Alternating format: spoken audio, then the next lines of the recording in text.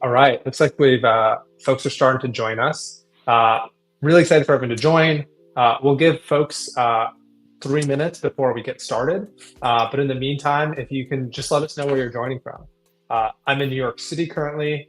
Uh, Peter's in LA. Would love to know where other folks are.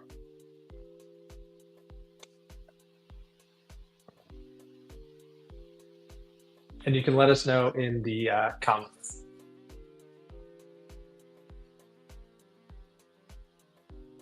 All right. San Jose. Wonder if that's warmer or colder than LA right now. Got a lot of folks in warm weather right now.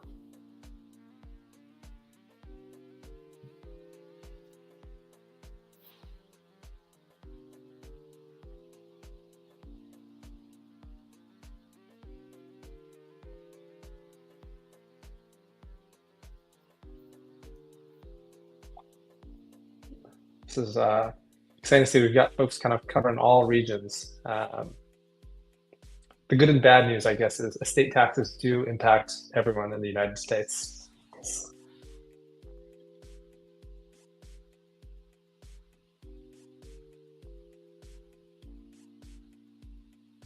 All right, we'll get started in roughly another minute or so.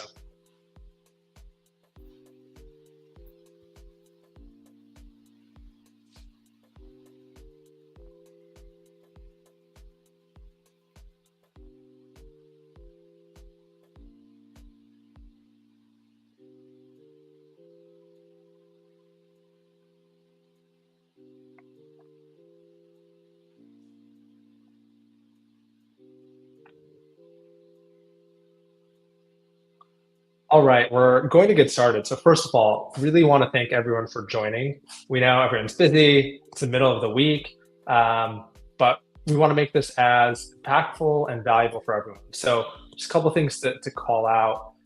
This is really for folks, whether it's individuals, advisors, CPAs, people who are thinking about estate planning, and in particular, how to pass on assets to future generations. And you're likely concerned about estate taxes or gift and estate taxes.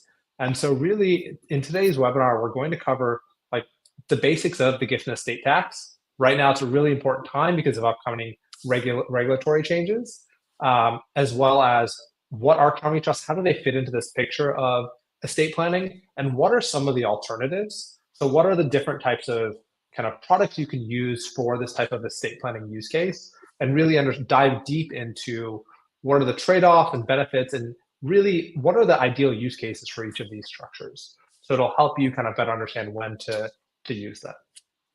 And just as a quick overview, so Peter and I are from Valur.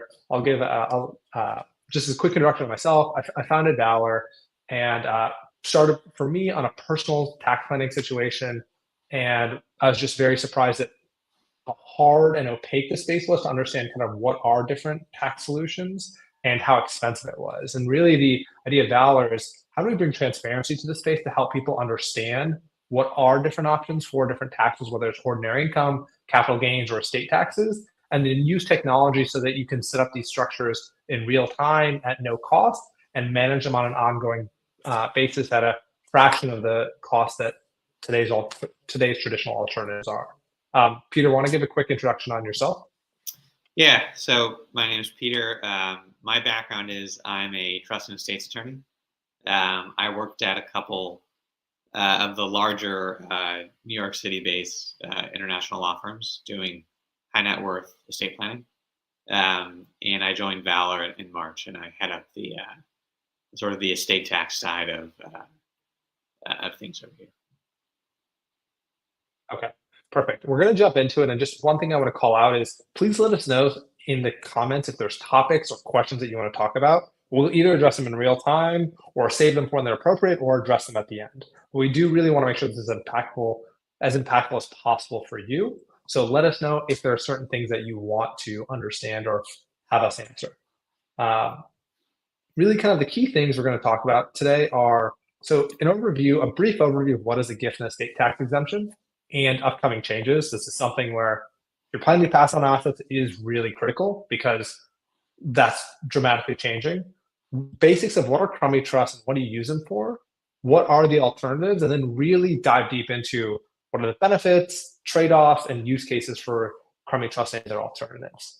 And leave some time for Q&A at the end.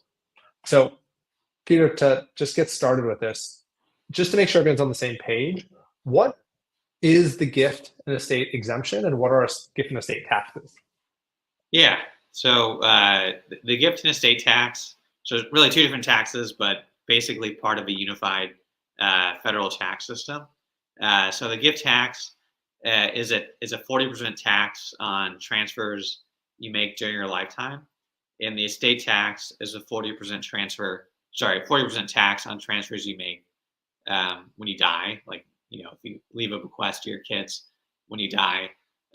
There's a couple of important exclusions from these taxes, which is what prevents most people from paying, massive estate taxes when they die.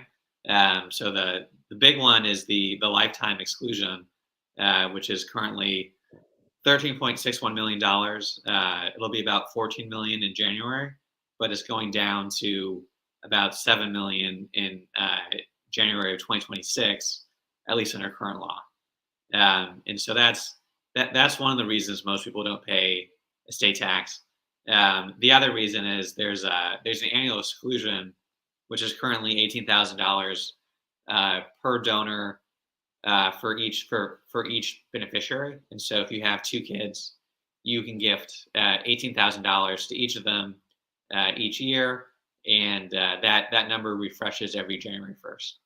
And if you're married, you and your spouse together can gift $36,000 a year to each of your kids. And just to kind of restate this, so it's each year, each individual can gift $18,000 to another individual, their kid, grandkid, as a part of their annual exclusion. So if you had one kid, each parent could gift $18,000 this year. That is tied to inflation, and that will just use up your annual exclusion, right, Peter?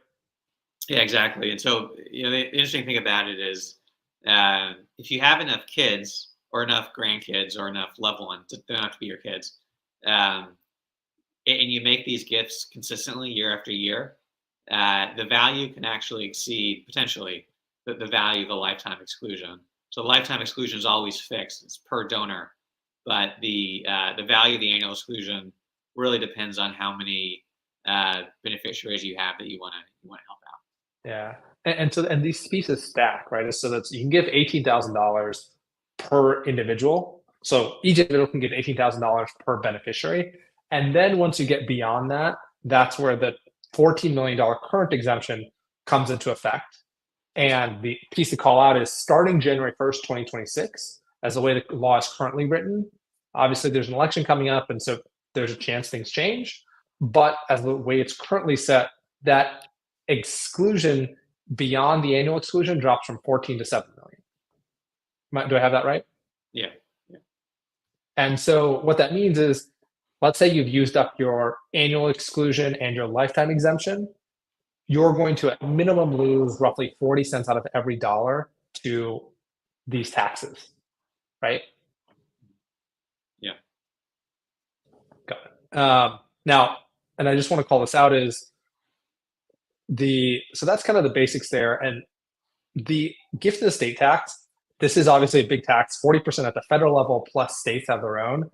It is a big chunk of change. The good news is the gift and estate tax is probably the easiest tax to avoid. And with proper structuring, you can essentially completely avoid this at almost any net worth level. It just takes planning and focus on this to avoid that. Is that fair to say, Peter? Yeah. I mean, so the nice thing about the estate tax is it applies when you die, but if you're 40 years old, you probably have 40 or 50 years to plan around it.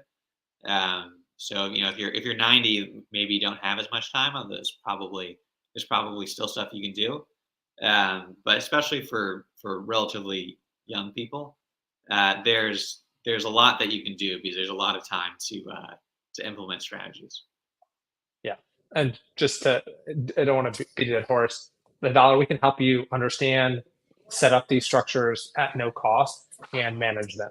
as well. We make this fairly easy and take away kind of all that complexity. Now that we have kind of the basics of the gift and estate tax, let's start with before what are Crummey Trusts? Yeah, so a Crummey Trust is a specific type of irrevocable trust that is designed to receive annual exclusion gifts. So not all trusts qualify for the gift tax annual exclusion, but Crummey trusts are drafted so that they do. And so that's essentially a Crummey trust is a trust that you can use to absorb that annual exclusion. Yeah, so it's really optimized for that specific annual exclusion and to pass that on. Now, what's kind of the key benefits of the Crummey Trust? Yeah, so there are a few. So the a couple of the big benefits are they can last for your beneficiary's entire lifetime. So let's say you want to set up a trust for the benefit of your 3-year-old grandchild. Um, you know that trust can last until the grandchild's 100 years old. It doesn't have to end at a certain age. And so that's one benefit. There's also some tax benefits that are a little bit more abstract. So I think it might make sense to talk about some of those benefits a little bit later. But basically, Okay. it's more tax advantage. It's more state tax efficient, and it's also it can last essentially for the beneficiary's entire lifetime, which means that the trust creditor protection never goes away as long as the beneficiary is alive. And so those are I think the two really valuable benefits. Um, Yeah. and it also means that the beneficiary doesn't get access to the trust assets immediately. Whereas if you made an outright gift, they would get the money immediately, which you might not want. Yeah, and do you want to add just some colors to like, if I'm a parent and passing this on to my kid, what's a reason why I wouldn't want them to immediately have access to these proceeds, and like, what is the impact of being able to control that?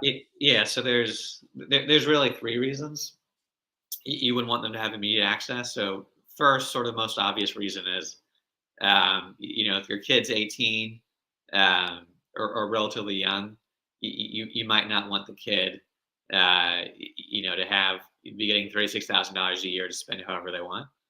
Um, Sort of the second big reason is creditor protection.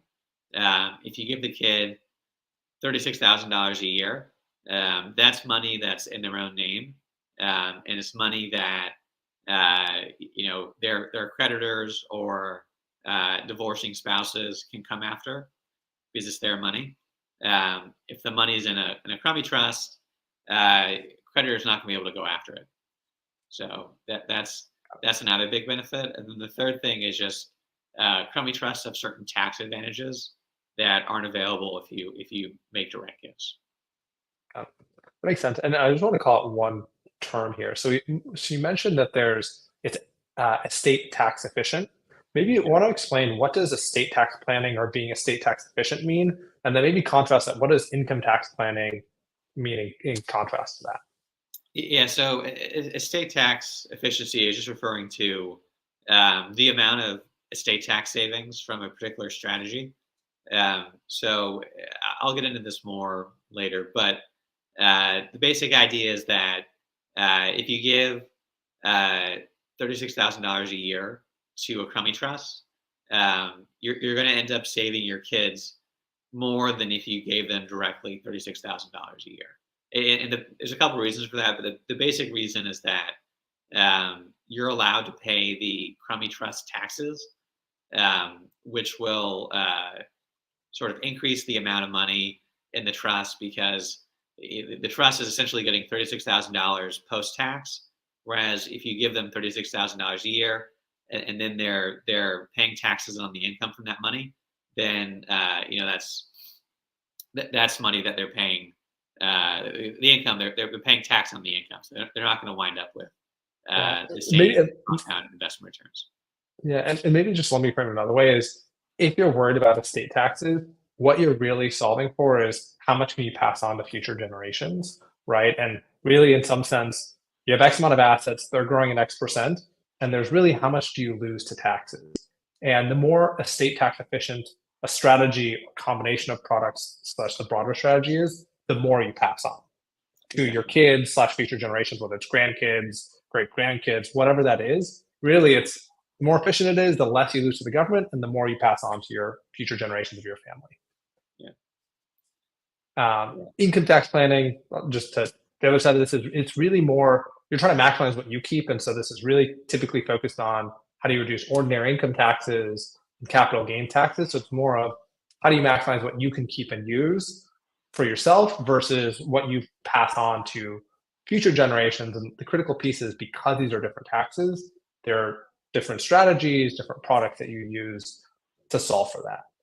Is that kind of a fair explanation, or anything I missed there, Peter? Yeah, I mean, the other thing I would say is, income tax efficiency, it isn't just the amount that you have personally after taxes.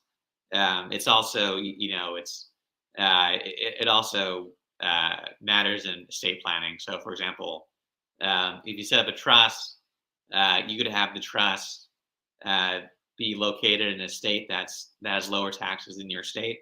So, if you live in California, you could set up a trust in South Dakota, which doesn't have an income tax, and that would be income tax efficient, even though it would really be saving your kids money, not you personally. Okay. Now we kind of got that. Let's go into what are the alternatives to Crummey Trust? So in this world where you're worried about estate taxes and want to gift it to your kids or kind of help set them up or grandkids, future generations, maybe just start with what are outright gifts? Like, what does that practically mean? And kind of, what are the benefits, trade-offs, and what's the common use case? Yeah. So an outright gift is the simplest of these three alternatives. So it's just giving money to someone directly, transferring money to their bank account. And so, the obvious benefit is it's very simple. It doesn't cost any money. It's just literally wiring money from your account to your kid's account or your grandkid's bank account. But it's also probably the least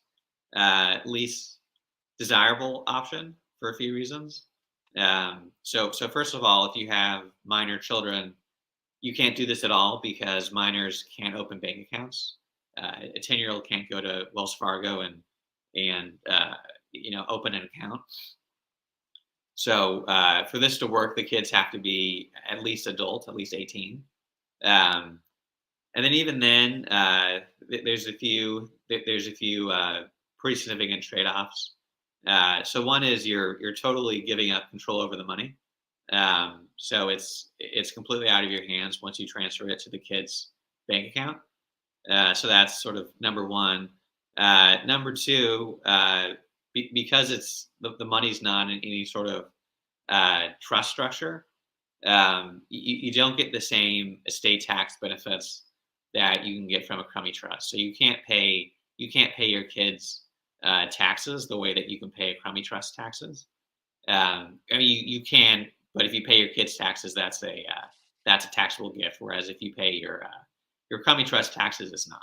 So Yeah, and so maybe what's the use case? Because what it sounds like to me is this isn't kind of broad estate tax planning of outright gifts. It's a simple, hey, your kid maybe needs X amount of money for whatever type of expense, like unexpected expense or something like that. Is that the use case, or is there another use case where an outright gift would make sense? yeah, I think that's right. I think where it makes sense is if you're making maybe a one-time gift of $18,000 to your kid, you're not planning on repeating it, or you're just gifting small amounts like $1,000 a year or something, and then you just think, oh, this is just easier than setting something up. But in general, it's not the most optimized strategy ever. Now let's go to custodial accounts. What are custodial accounts? Do they have any other names, and kind of how do they work?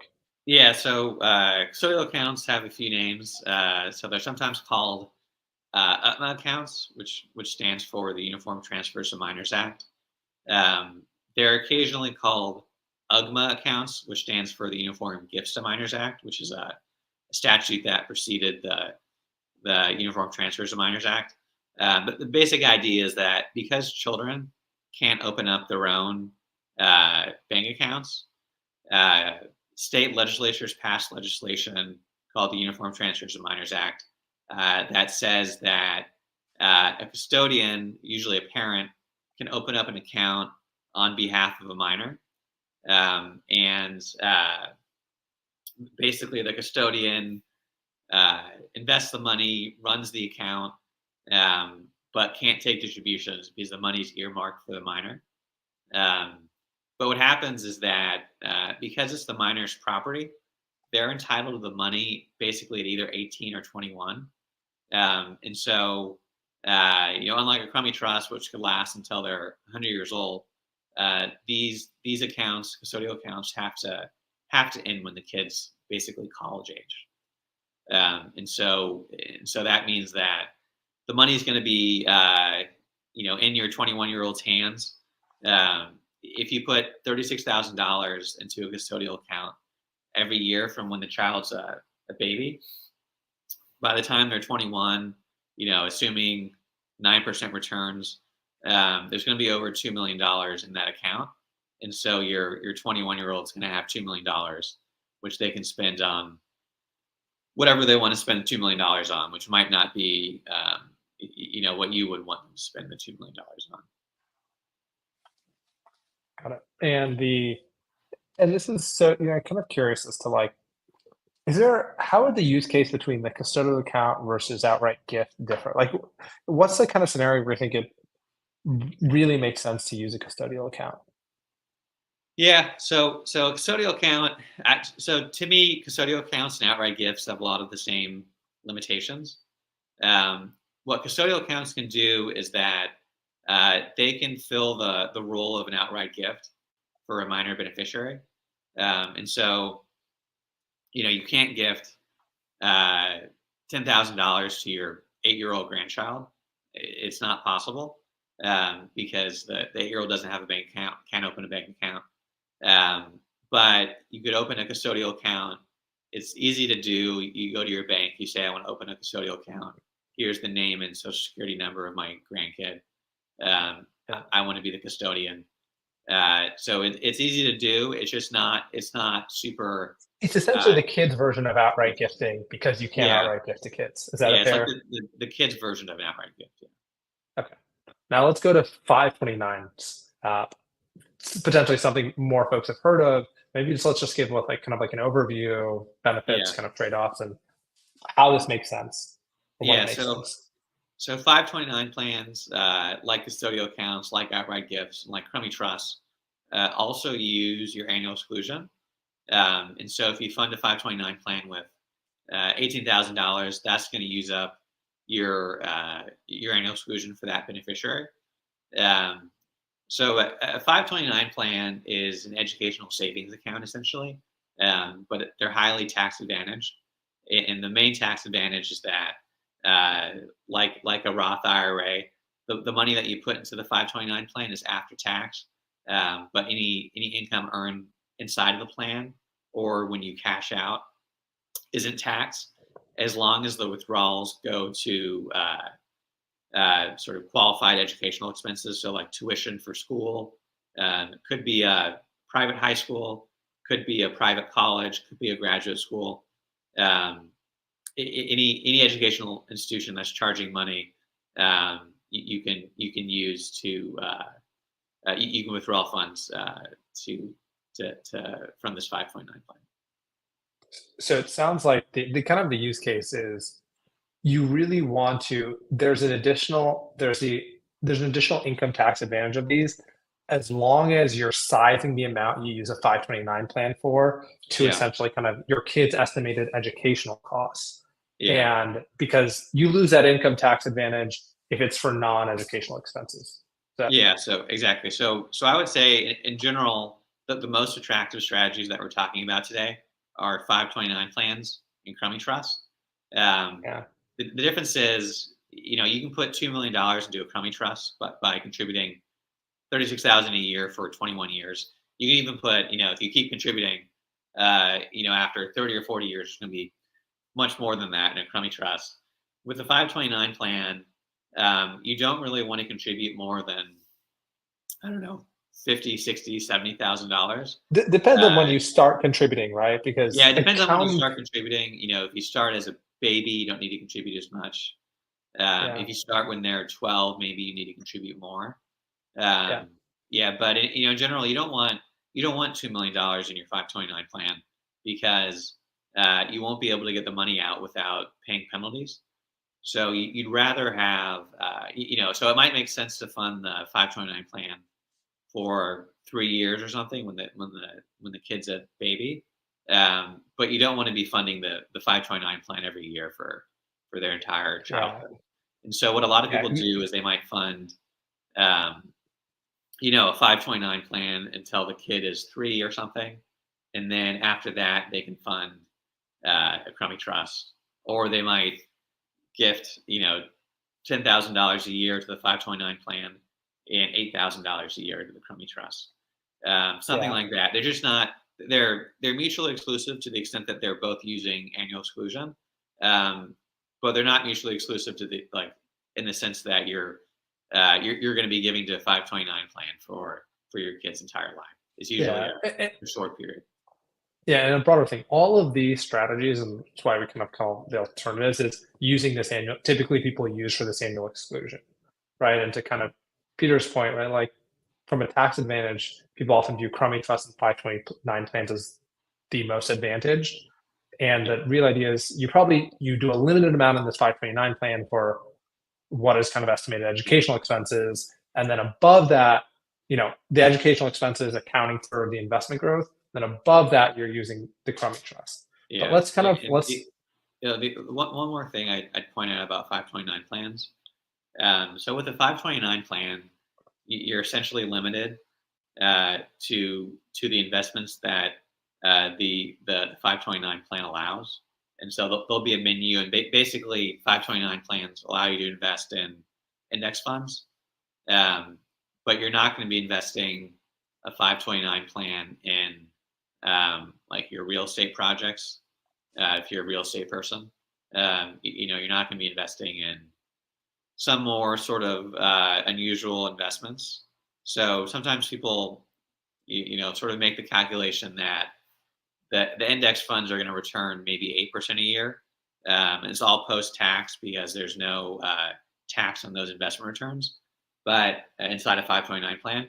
But if you don't fund a 529 plan, let's say you're a real estate investor who thinks they're going to earn 16% returns on their real estate investments over the next 15 years.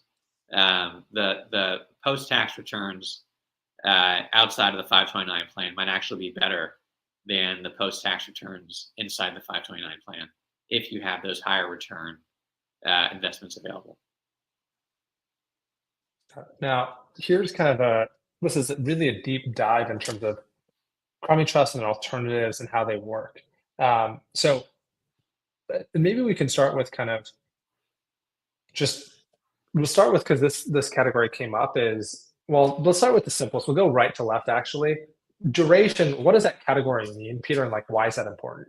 Yeah, just saying the duration of the planning structure. So Crummey trusts are green because they can last for the kid's entire lifetime. There's no limit.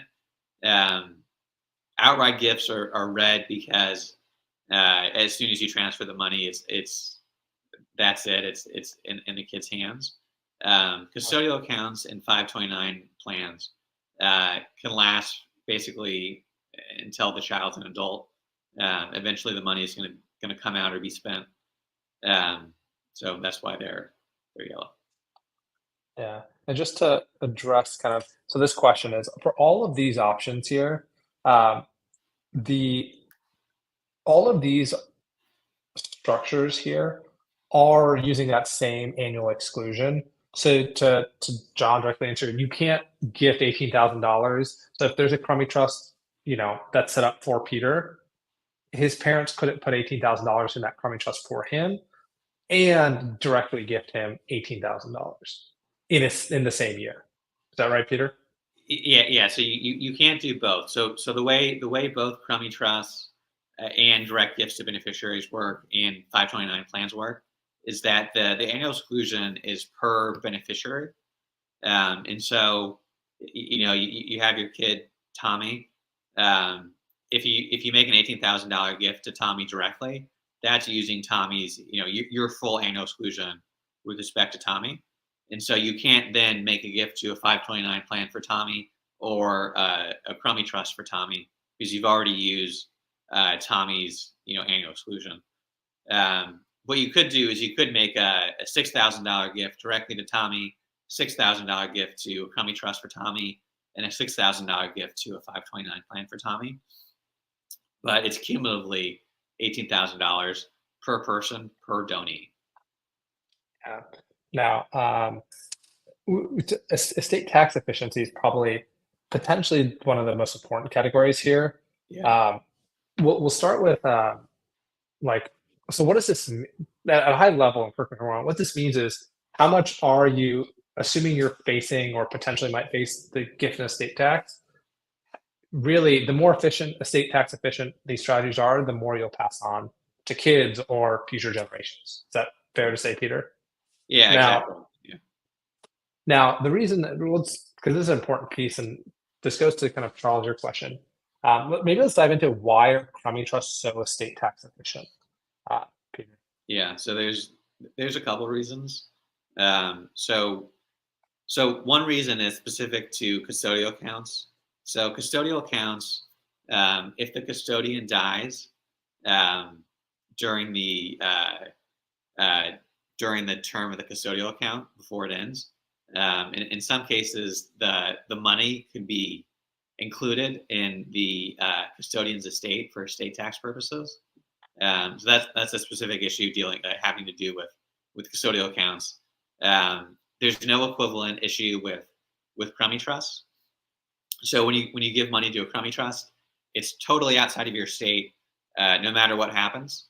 So that's sort of one advantage. But more big picture in general, Crummey Trusts allow the donor to pay the trust taxes. So essentially the trust is disregarded for income tax purposes typically, but not for estate and gift tax purposes. So to answer this, also goes back to John Busco's question.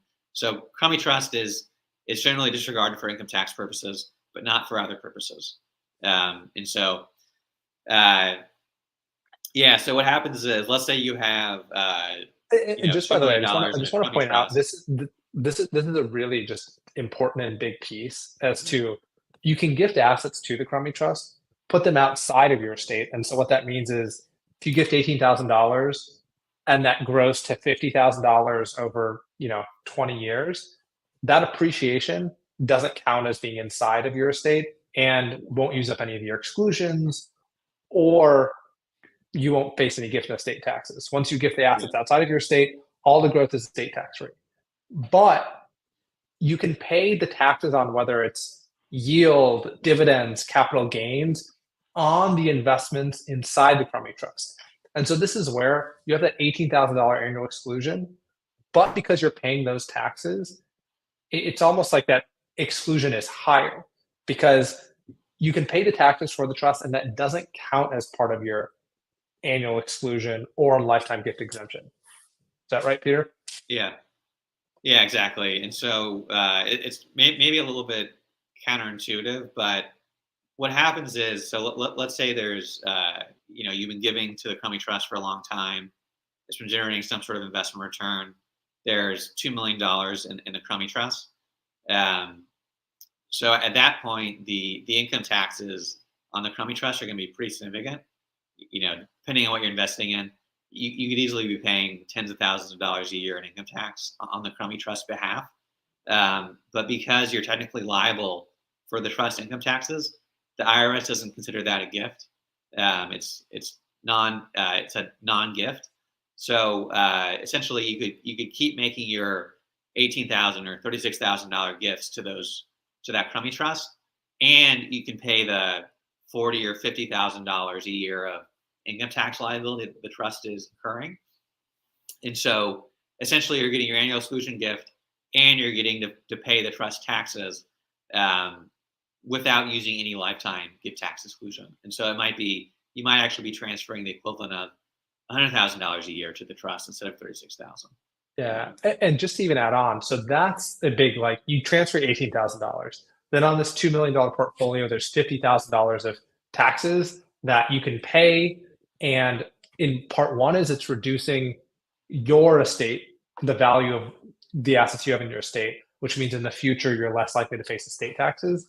But even potentially just as importantly, it means the trust keeps that $50,000, which it gets to reinvest and grow. So there's one part is you reduce your estate, which means less future estate taxes, but then also your children or grandkids or whoever is a beneficiary of that Crummey Trust, it means the trust gets to keep that money and create more wealth for them. And that's Yeah, kind of it's the double win there. and so to more directly address Charles's question about so the donor could pay the income tax on the distributions for the kids. So what it is this is only while the money is inside of the trust. So distributions from the Crummey Trust to the kids, as long as the trust is set up the way that Crummey Trusts are typically set up, which is as what's called grantor trusts, which are disregarded for income tax purposes.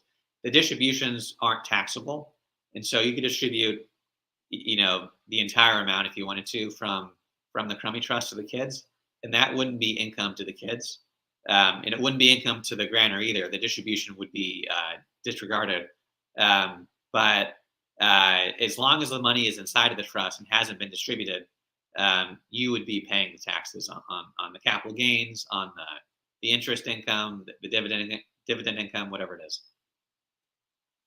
Yeah. And now just to kind of, so this is why it's like by far and away, Crummey Trusts are the most kind of impactful for, again, for estate tax efficiency beyond funding your kids or grandkids' educational expenses. Now, move on to creditor protection. We briefly mentioned this before. Peter, just want to give kind of a quick synopsis of what that is and, why Crummey Trust and 529 plans are stronger in this area. Yeah, so there's two big concerns that people have around asset protection, basically. So one of the big concerns is just that you or your kid, whoever the beneficiary is going to get sued by somebody for some reason. Maybe they're a doctor and they have a malpractice lawsuit. Maybe they get in a car crash or something, or somebody falls on their property.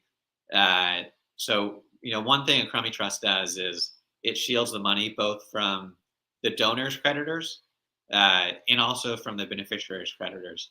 So as long as the money's in the trust, that nobody's going to be able to come after that money unless they have some claim against the trust itself, which is highly unlikely. Yeah. Yeah. And the other thing is, a common thing that we see is kids get married. The parent or grandparent is at least a little bit concerned about a possible future divorce. And one of the nice things about irrevocable trust in general, including Crummey Trust, is the assets inside of the trust are clearly not the spouse's property. And so if they get divorced, that spouse isn't going to be able to claim that they own half of the trust. Whereas if you give the kid money directly, that they might have a stronger claim that they deserve half of that money. Now, we've talked about kind of control last that. Hey, the reason Crummey Trusts stand out here is they can, beyond once a person becomes an adult, these Crummey Trusts can still keep going, while custodial accounts and 529 plans kind of, and then an outright gifts, you give control once you gift it to them. Now, fees, maybe you just want to talk about kind of really it's just, outright gifts, custodial accounts. They're simple, 529 plans are simple, low cost. Cheap. They are cheaper than Crummey Trusts. I'll just call out. So one of the big advantages of Valur is we can help you set up a Crummey Trust at no cost today. And our fees are a fraction of kind of what the industry is. But just to be candid, it is still significantly more expensive, $1,000 a year for the Crummey Trust, which is more expensive than these other options. So it does really make sense if you're putting more into the trust versus, again, most of these other things are for smaller amounts, but they are cheaper in that regard. Yeah. Yeah. Now, there's, go ahead. I was going to say the one thing I would say is, if you contribute every year to a Crummey Trust, after a few years, there'll be over $1 million in the trust, at which point the $1,000 a year for administration becomes pretty small, almost negligible. But yeah, Monty's right that, an outright gift obviously is free. And so this is a little bit more expensive. Yeah, and that's what's like. I mean, I think the easiest way to think about this, right, is like for estate tax, like the outright gifts and custodial accounts, as we mentioned. This is if you're just really giving kind of small one-off amounts to kind of your kids or future generations. 529 plans, you're really limiting it to what do you expect the future value will be to cover educational expenses. Crummey trusts are for kind of when you're planning for bigger dollar amounts. Now, there's kind of a related question here from Nirav is it possible to really move large amounts into a Crummey trust to start with? Yeah, so it depends what you mean by large amounts. So in theory, you could put more than $36,000 a year into a Crummey trust, but it sort of defeats the purpose of the Crummey trust, which is to avoid making taxable gifts. So you'd actually be making a taxable gift, and so you'd have to file a gift tax return, and you'd use some of your $13.61 million lifetime gift tax exclusion. And so if you were making a large, like $1 million gift, you'd probably not want to use a Crummey trust. There's better vehicles for that. Crummey trusts are really optimized for these smaller, $18,000 a year gifts.